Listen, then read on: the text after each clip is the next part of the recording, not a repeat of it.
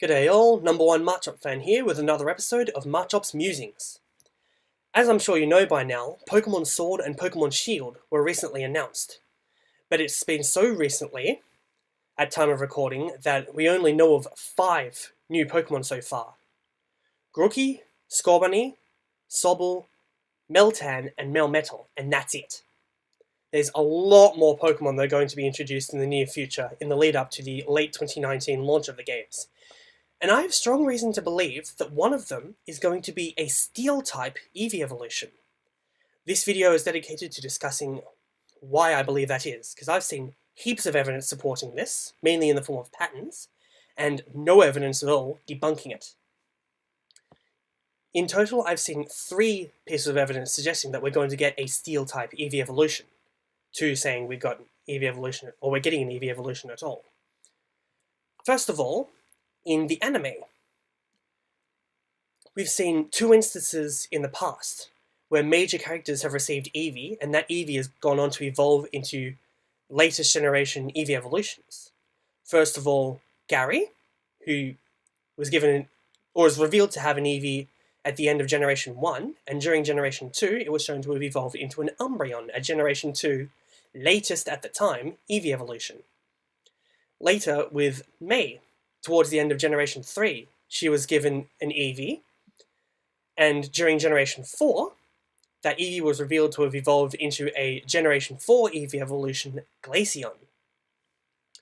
And now, during the Generation 7 anime, we've been shown another new Eevee called Nagisa, who has been given to a major character, or found her way to a major character anyway.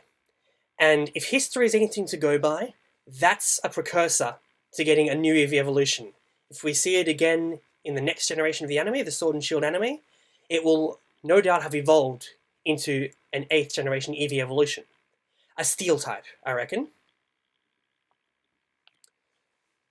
The second evidence is the generational pattern. Ignoring the fact that Generation 1, which introduced Eevee, gave us Eeveelutions as well, Vaporeon, Jolteon, Flareon. Beyond that, only even-numbered generations, and every single one of those have yielded Eeveelutions. Generation 2 yielded Espeon and Umbreon.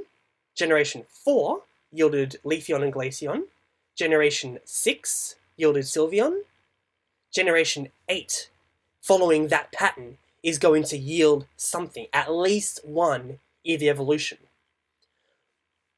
If things have balanced out, we may end up getting 2 Eeveelutions, because we've followed the pattern of 8 Eeveelutions so far. Assuming one of the original 3 was in Generation 6 to balance out the 2-2-2-2 pattern, if we keep that up, we're going to get 2 Eeveelutions in Generation 8, one of which I think is going to be Steel-type. The other, I'm not sure, but I've seen a lot of speculation suggesting that it could be a Dragon-type. But you get that speculation all the time, just because it's the last special type, the only one to not have an Eeveelution, but even more so because Galar is a British region, and medieval is often themed with ancient England and dragons. So you put them together, you could get a Dragon Eeveelution. But why a Steel Eeveelution? That is what we're addressing here. And the answer lies in the game's names, Sword and Shield. You never made swords and shields out of dragons, did you? You made them out of metal, for example, steel. So having a Steel-type Eeveelution would match with the genre of these games, or at least their names, perfectly. So to summarize, we've seen a pattern in the anime. Whenever a major character gets an Eevee, that Eevee later evolves into a latest generation Pokemon. We're approaching an even number generation, and each time we do that, we get new Eeveelutions, and only then. And swords and shields, the namesakes of the upcoming games, are made of metal, often steel. Now, if we did get a Steel-type Eeveelution, what kind of stats is it going to have? I've studied a lot about Eeveelutions because I've loved them for a long time. In fact, Jolteon was my favourite Eeveelution before I became a fan of Machop, and it's still in the top 10. So I've noticed that all Eevee evolutions have the same stat pattern. They have a 60 stat, two 65 stats, a 95 stat, a 110 stat, and a 130 stat. The only difference is how they're distributed. Here, I believe that they're going to be distributed as follows. The 130 must go into defense, because steel is a hard metal. It's a hard material, rather. So naturally, you're going to have high defense with that. 110 would go into attack to fit the sword theme, if the 130 defense goes with shield, plus the steel typing. The 95 would go into special defense to cover up, or to continue with that bulk thing, but it could go into HP as well. That's fair. The 60 would go into special attack, because I don't think we're going to see a special attacker in the Eevee evolution. But again, I could be wrong, and if I am, attack and special attack could get swapped. Very possible. And so the 65s would then go into HP and speed, which will be left over.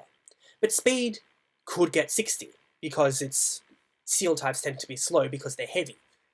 May not be the case with an Eevee evolution. I could see an argument for sticking with 65. A better argument for special attack to be 60 than for speed to be 60, that's for sure. And yeah, that's the end of this video. Obviously, with these stats, anything's possible. I could be completely wrong, they could surprise us.